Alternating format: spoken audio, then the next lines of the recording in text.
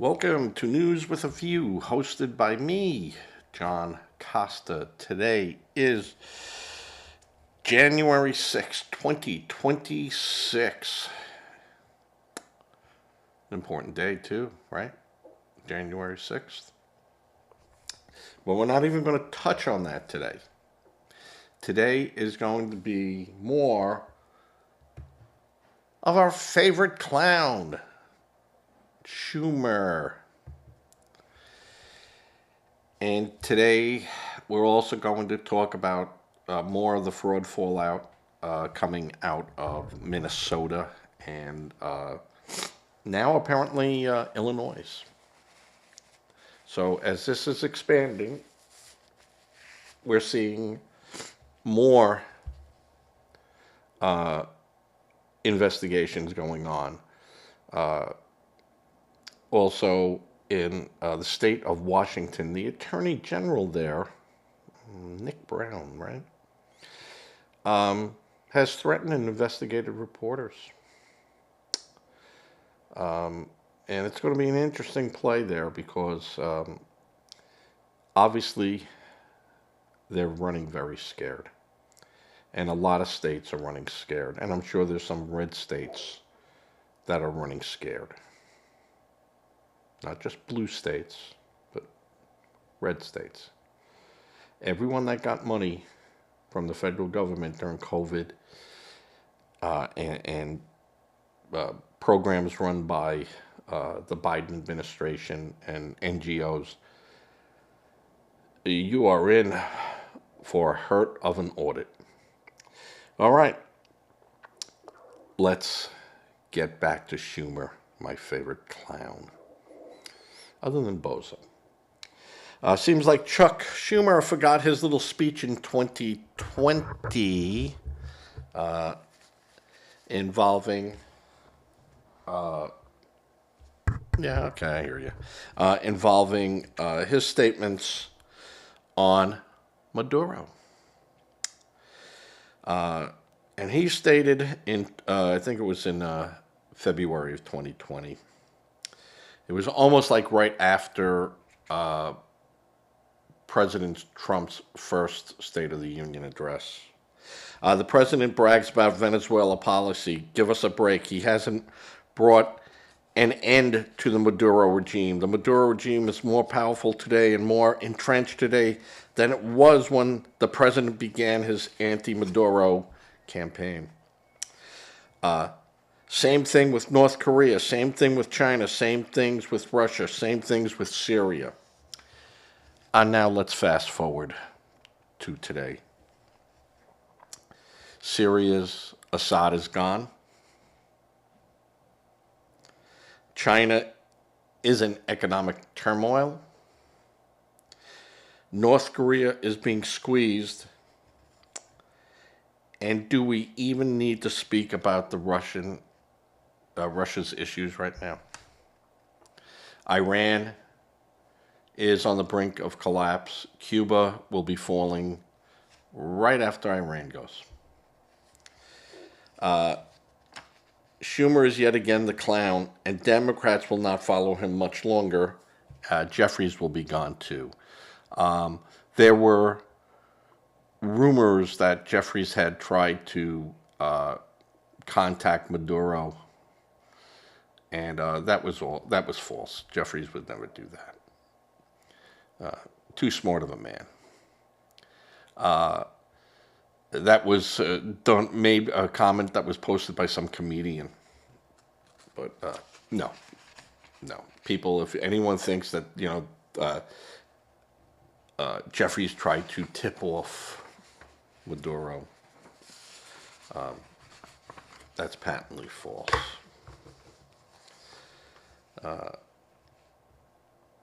In the edited show, I will put up the exact speech, the exact quotes that Schumer had said on the floor of the Senate. We are seeing that Cuba had troops in Venezuela, and there's unconfirmed reports of specialized Chinese military persons there as well. I said that before. This is just not about drugs, folks. This is about letting people into our hemisphere that we don't want in our hemisphere.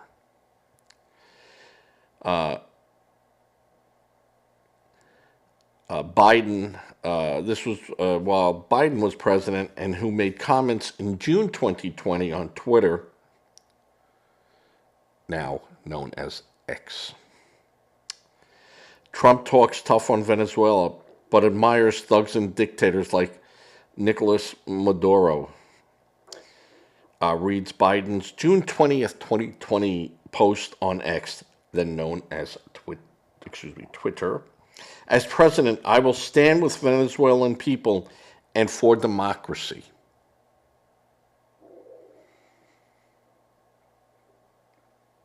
Yeah. After Biden took office, his administration did nothing about Maduro. The Biden administration released Alex Saab, a notorious fixer and money launderer from Maduro, in exchange for the release of 10 Americans being held hostage there. Did Schumer, did we forget about that? The, the great problem with such deal is that Maduro has the ability to imprison new American hostages, and he had done so. And this is because the Obama administration and the Biden administration cut deals with terrorists, negotiated with them. But to be fair, Biden in January 2025 did offer a $25 million bounty, up from Trump's $15 million offer for the arrest and conviction of Maduro. So, President Biden was all in favor of arresting Maduro. Schumer, get a comment on that? Chucky?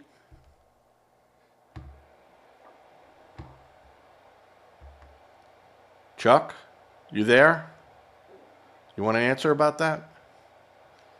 How about you, Bob, in New York? You want to answer about that? Democrats want to answer about that?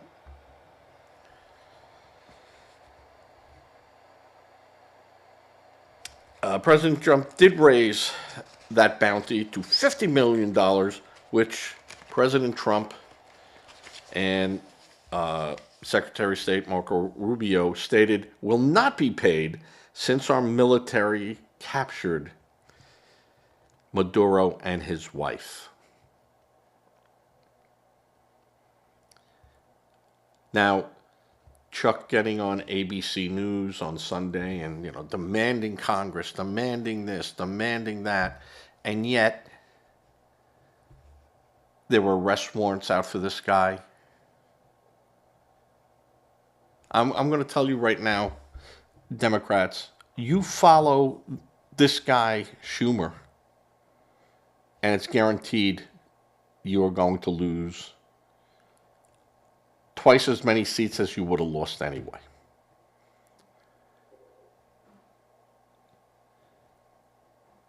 And Maduro is going to start talking, and we're going to start capturing other members of his cartel. And any of the politicians that got money from these people, be them blue, be them red, you're going to be in for a hurting. You're not going to get away with it, and you're going to have to face the music. I think that Schumer, after, like I said, I'll be shocked if he makes it till August. I see him just being disregarded and made inconsequential. And it will be the progressives that will, be screaming and churning up the heat to get Chuck out. Pelosi's gone. She's already said she's not running. Waters should be next to go. Green, Elizabeth Warren. Bernie Sanders is up there screaming and yelling. Good chance that some of those seats up in the northern part of the country are going to change to red. Yeah. Yeah. Yesterday was also the 1 year anniversary of this show.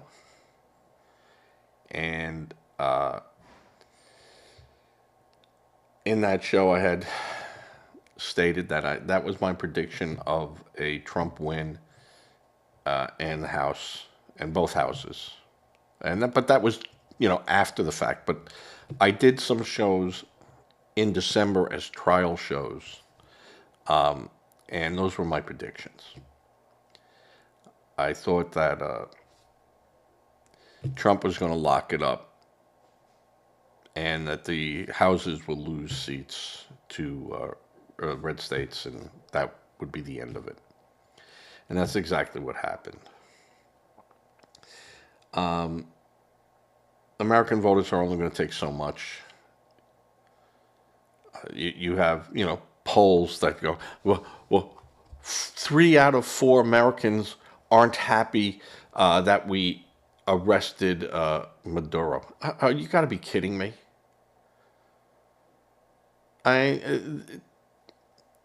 Absolutely unbelievable. It was the proper use of our legal system, and it was the proper use of our military in capturing a criminal. And we have used our military to capture criminals. Right? Right? Bob? Would you like me to name a couple? How about a couple of big ones? How about the military attack on bin Laden's hideout? How about the military use of us taking out a known American terrorist that was a member of ISIS? Okay? I'll just name more if you want later, Bob, or you could text me and whatever. Tell me my show is ridiculous. Though I laugh, Bob. I did.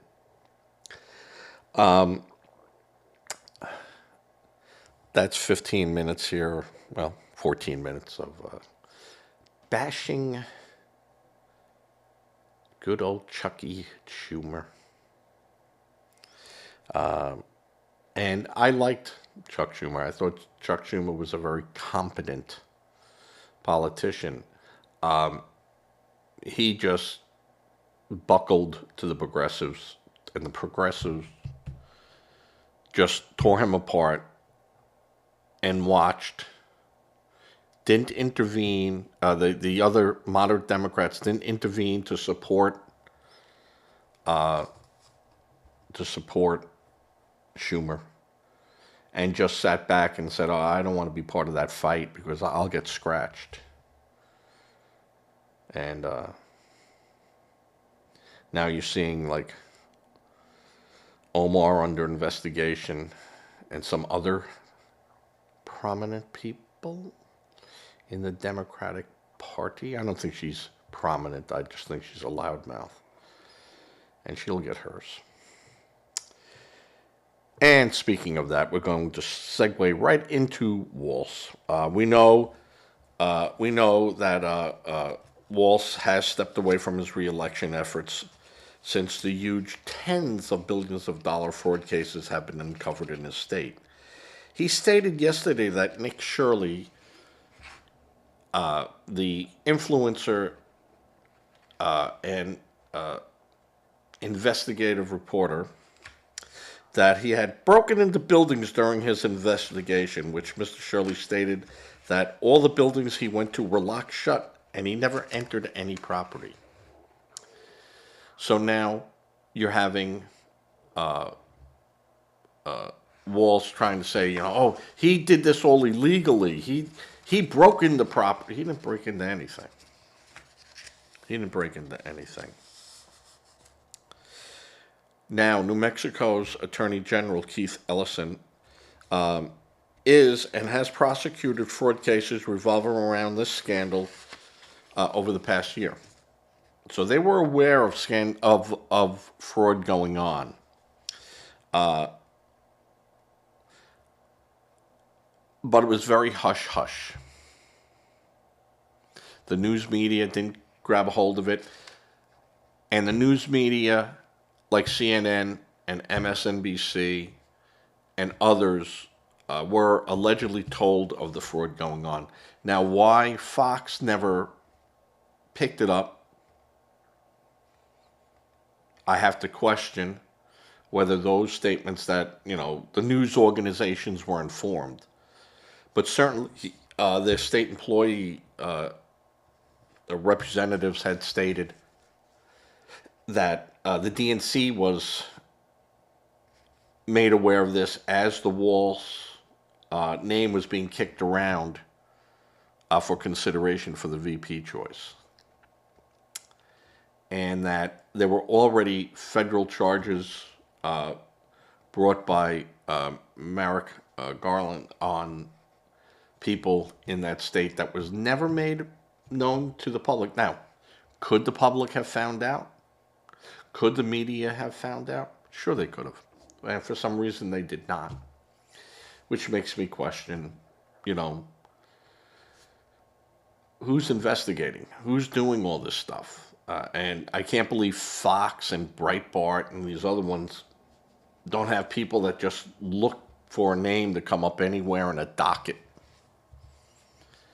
I got some splaining to do, Lucy.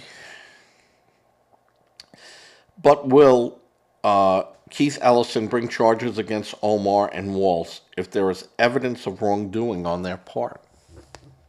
They've hidden so much. Dereliction of duty, dereliction of office. I mean, those could be charges that could be brought against them. And I'll get into that, what the state can bring them up on.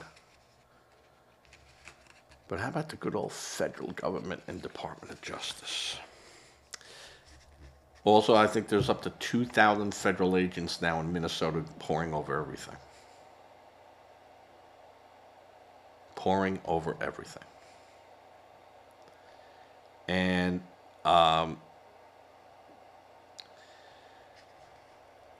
they're looking at Walsh and they're looking at Omar. Omar is getting a lot more attention, I think, money-wise, because of her husband. Walsh he never owned anything, but we don't know what he might be owning secretly offshore. China. Remember, he was a big proponent of China. Chinese government loved him.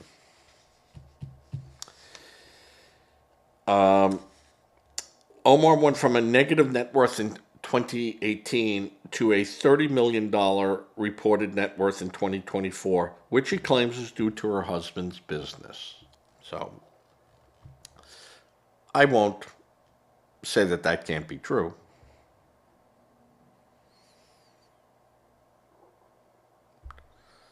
But it just seems funny that her husband's business started removing stuff and pulling stuff down right after the scandal started happening. And her husband has a venture capital business.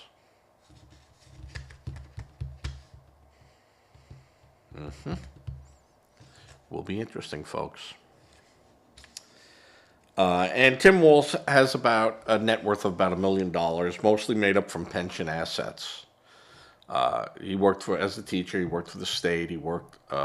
He got a military pension, and so being worth $1 million in pension, not a big deal. He doesn't own a home. He doesn't own stocks. He doesn't own bonds. He doesn't have real estate holdings, and he has no ties to other businesses that anyone is aware of. He might, and it might be perfectly legitimate. Who knows? Don't know. But I don't know. And I did look, but I couldn't find anything. So I'm going to say he does not. I will give him the benefit of the doubt. More so than anyone would give President Trump. Right? He was guilty. Now, federal laws that could be used to indict Governor Walz or Representative Omar, if there is evidence pointing towards, some type of crime.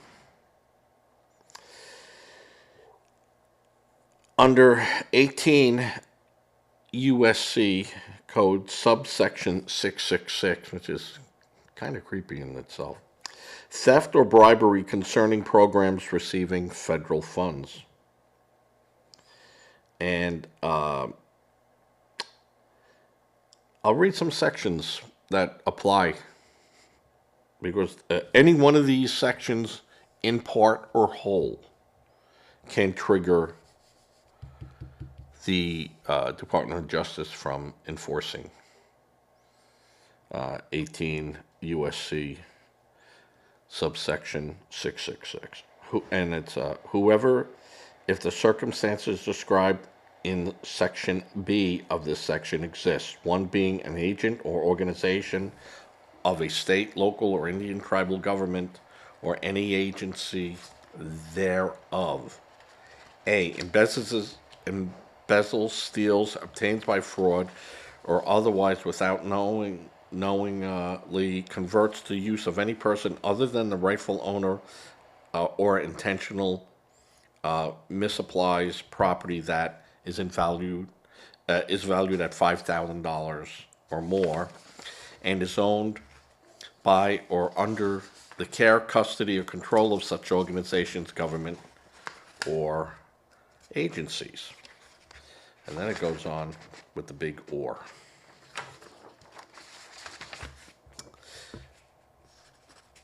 Corruptly solicits or demands for benefits of any person, or accepts or agrees to accept anything of value from a person intending to be influenced or rewarded in connection with any business transactions or series of transactions of such organization, government, or agency involving anything of value of $5,000 or more.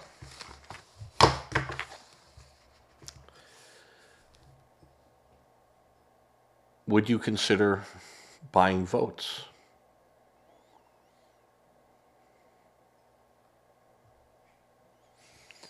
Of value of $5,000 or more, or corruptly gives, offers, or agrees to give anything of value to any person. Section 2 would apply if you were saying, if you get me votes.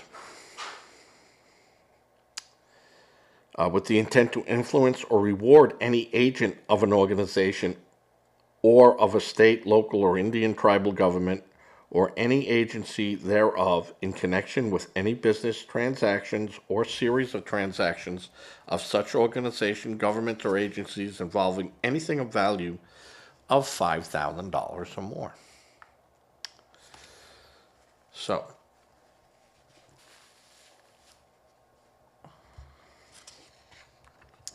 and this should be fined under this title, imprisoned to not more than 10 years or both. So there is a lot that can be done to go after the people who have defrauded the taxpayers of Minnesota and the federal government, which is all of us, including the taxpayers of Minnesota, because they pay federal taxes too. So it's a double whammy on them.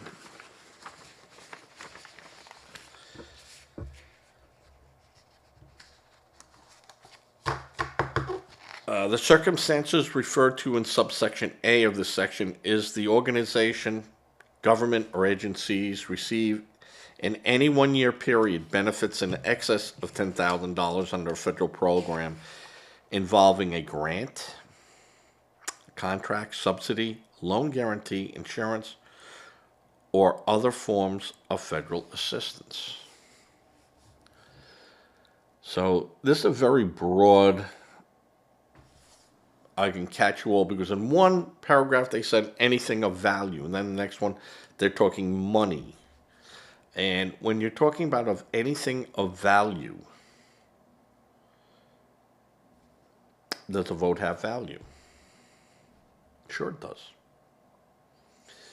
A gift, a trip, has value. A favor has value. This section does not apply to bona fide salary, wages, fees, or other compensations paid or expenses paid or reimbursed in the usual course of business. So, you can't say, hey, I got a raise or something and you wanted something out of that. Now, this is normal course of business is covered under that. Now, if it was exorbitant, let's say you went from $20,000 a year to $250,000 a year doing the same job, that might cause catch someone's eye and question that. And the term agent means any person authorized to act on behalf of another person or government, and in this case, in the case of an organization or government, includes a servant, interesting, or employee and partner, director, officer, manager, and representatives. So a manager can be caught in under all this stuff, because they're the manager. They know what's going on. And if they see something that is wrong, they report it. The term government agency means a subdivision of the executive, legislative, judicial, or other branch of government, including a department, independent establishment, commission, administration, authority, board, and bureau. Talk about some of this stuff as NGOs.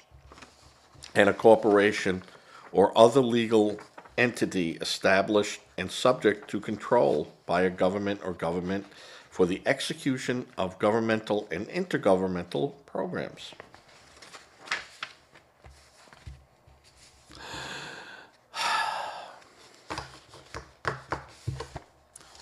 It gets very wordy, folks. So authority, boards, and bureaus, and corporations and other legal entities established and subject to control by a government or governments for the execution of government or intergovernmental programs. The term local means of or pertaining to a political subdivision within the state. Not so sure what that means. The term state includes the state of the United States, the District of Columbia, any Commonwealth, territory, or possession of the United States.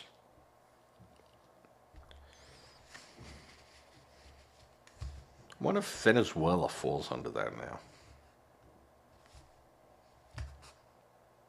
This is where I said it gets very murky in what the president can really do. And 5, the terms in any 1 year period means a continuous period that commences no earlier than 12 months before the commission of the offense, or that ends no later than 12 months after the commission of the offense. Such period may include time both before and after the commission of the offense. Meaning, you can run, but you can't hide.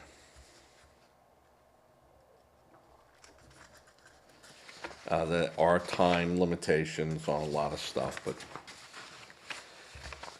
they're deep with the federal government.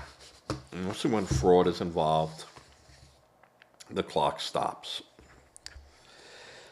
Now, with all that going on,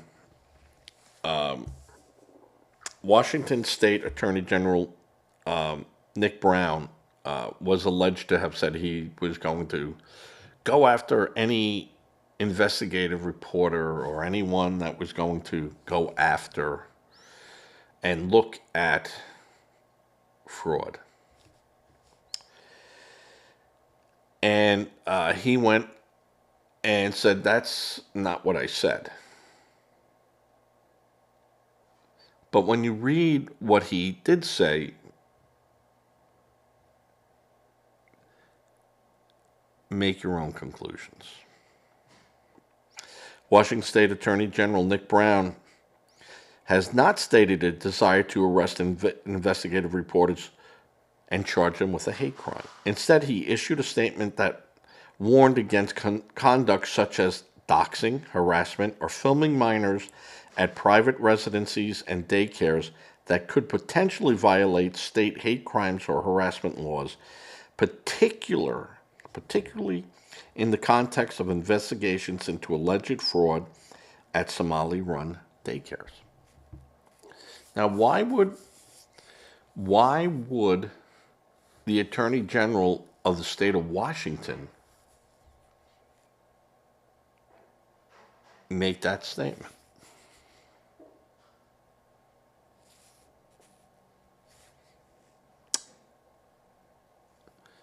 That if you're going to be looking at our daycare system or, using the Somali fraud cases as a reason to come and look in our state, in our daycare, you'd be arrested.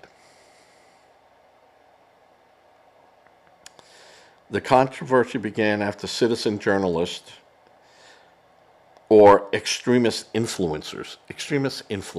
Isn't that amazing?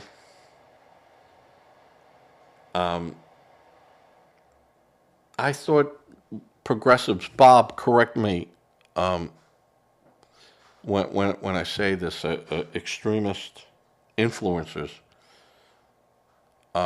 weren't those social justice fighters? Correct me if I'm wrong, Bob. Published videos alleging widespread fraud in taxpayer-funded child care facilities run by members of the Somali community. These actions led to reports of targeted harassments and fear within the Somali community. Well, if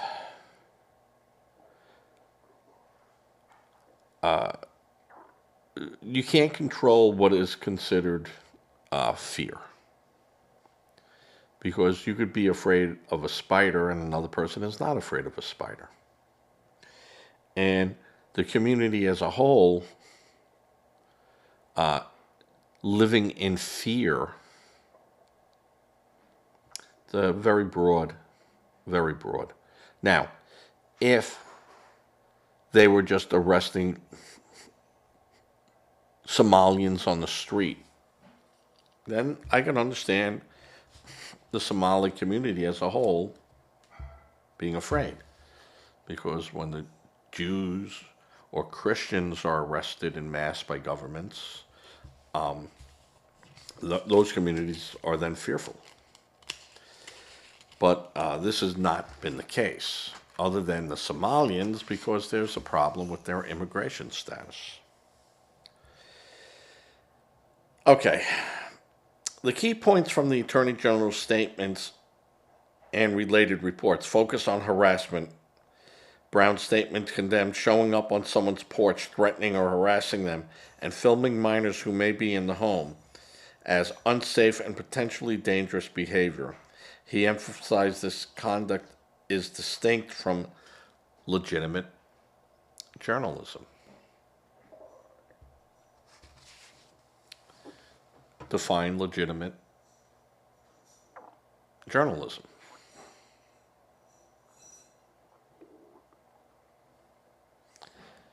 There is no term legitimate journalism.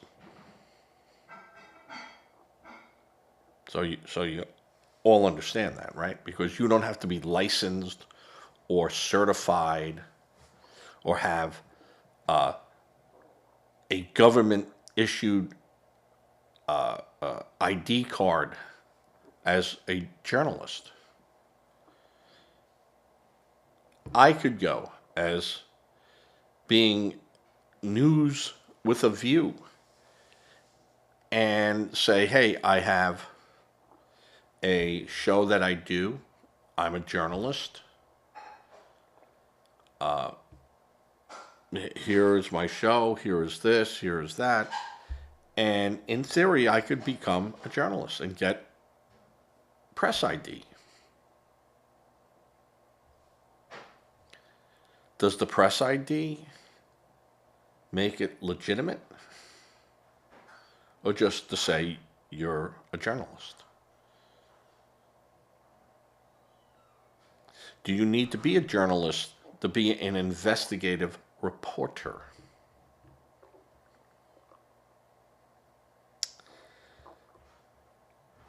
Brown has put himself into a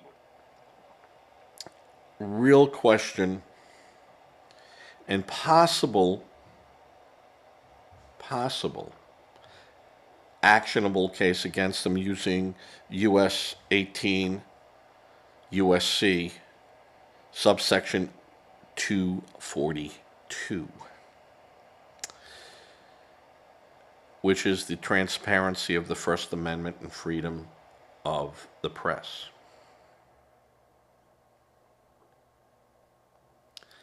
So it would be, he's skirting around that, and he tried to get away from that in his opening statement, but if you read deeper, it's exactly what he is saying. If you are not a legitimate reporter or investigator for, let's say, 60 minutes, 48 hours, face the nation, something along those, yeah, you could get in trouble setting up a camera in front of a daycare on the public. So he's saying on the front porch. And I will agree with him saying that you can't go onto someone's property. And if that person tells you, get off my property, you're trespassing. Their right of the press, and no. You could scream that from the sidewalk, but you can't go up to their porch. So I agree with him on that. But it's not legitimate journalism. It's just the law. You can't trespass. Now, if there's no sign saying no trespassing, you go up to the door. But if there is a sign up there that says no trespassing, only people from the government who deliver mail, or the police, or the fire department that would have a legitimate reason to enter your property for a legitimate cause. They're the only ones. Okay? So you understand that Brown is skirting US 18 USC subsection 242. Now, I'm not a lawyer. I do not have any such degrees, but I do know how to read. And I do know how to subjectively figure out what a standing is. And there's other ways to look where people have said, no, this is what it means. And then in court, they got a ruling, no, that's not what it means. This is what it means. And there's all books on this. And it's fascinating. if you want to get down into that minutia.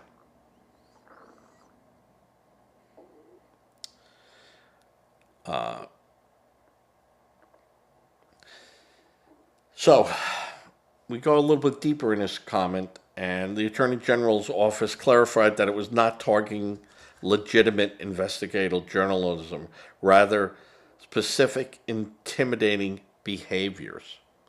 Well, I'm intimidated that he's questioning me. How dare him try to intimidate me? Right? Officials recommend using appropriate channels to report fraud, such as the Department of blah, blah, blah, blah, blah. Well, they can recommend it. You don't have to follow that. You could just explode it in a news report. You can sensationalize it. You can make the public aware of it. Attorney General Brown.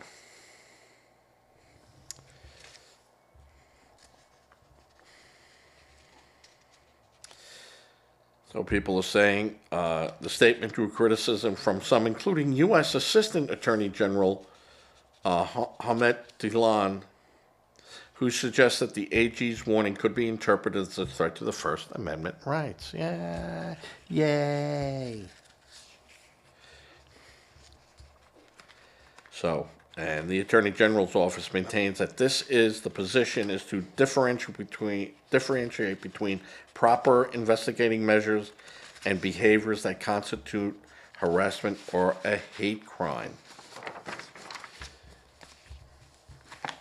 Define a hate crime. We've seen how our legal system has been bastardized. We've seen how people have been used. We see how people have lied.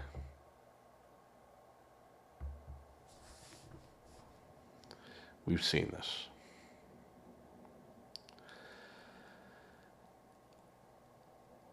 Sometimes you go to a legitimate government agency and say, hey, this is going on. And they go, well, sit over here, let's get going, let's see. And they come back and they go, well, Mr. John, looking over some stuff here that we have. And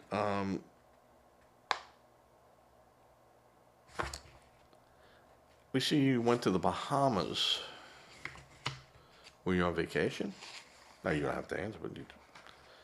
Because it looks like you rented a hotel room and listed 2 people as the occupancy, but your wife was in Sheboygan on this date.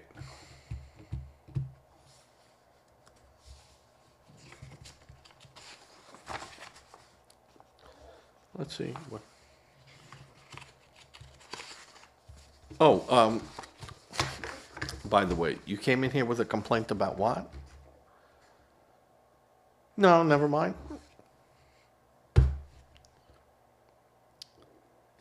You enjoy your next trip.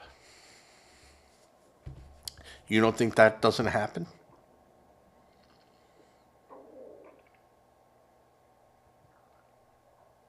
You don't think that, hey, Charlie, my good friend, I just got someone walking in here who's pointing at your department as having a major problem.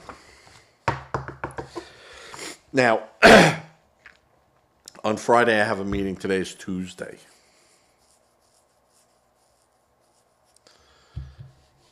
You might want to speak with employee X. And then if employee X wants to modify his statement to me, I'm here till 9:30 a.m. Friday. If not, I do have to kick this upstairs. But I could also say the guy I called their office, and the guy was more of a crackpot than he was a whistleblower. But we'll look into it. And that's it, and it goes away. Or they go to the guy and they go, Charlie, why would you go over there and do that?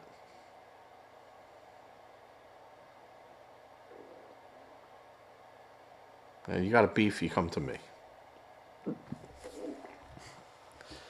So sometimes you just need to put it out there and go. Now, not only does that agency know that there's a problem, but the public knows there's a problem. You have a good day. All right, I've been doing this now for 45 minutes.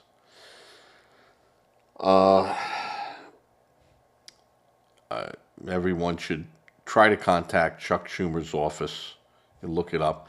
A lot of the times they cannot answer mail or questions from people that are not in their districts.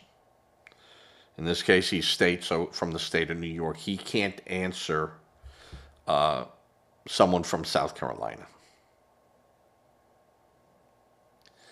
But there are ways of contacting him and making it known that, hey, we're putting the heat on you.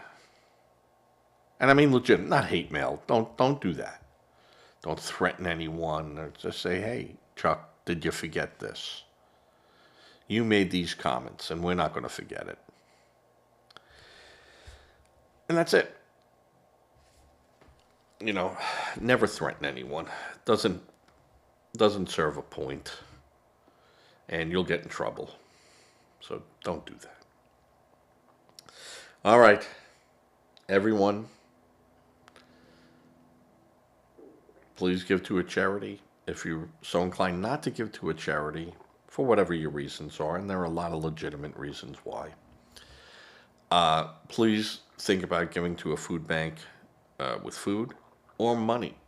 Money for food banks, because they have a direct input in where that money needs to go for their particular situation. Clothing, toys, games, anything that can be used by that organization if they wish to collect it. Say a prayer. Prayer does work no matter what a Democrat might tell you. And with that, everyone, take care, be well, be safe. Probably the last show I'll be doing this week will be Wednesday. And then there'll be no show Thursday, Friday, Saturday, Sunday, or Monday. Unless I see something really blow up, which could happen. But again, thank you for listening. And if you're not a subscriber to my page, to my channel, please subscribe. Or leave a like. It all helps. This is not a monetized channel. So those likes and those people joining my channel just gives me a little bit more playroom inside the mechanics of YouTube. So I appreciate it. Everyone, take care. Be well. Tonight is Tuesday. It is not a Socrates stationed bar and restaurant night. It is card night. I play cards with the boys. All right. Everyone, be safe. Take care as I fade to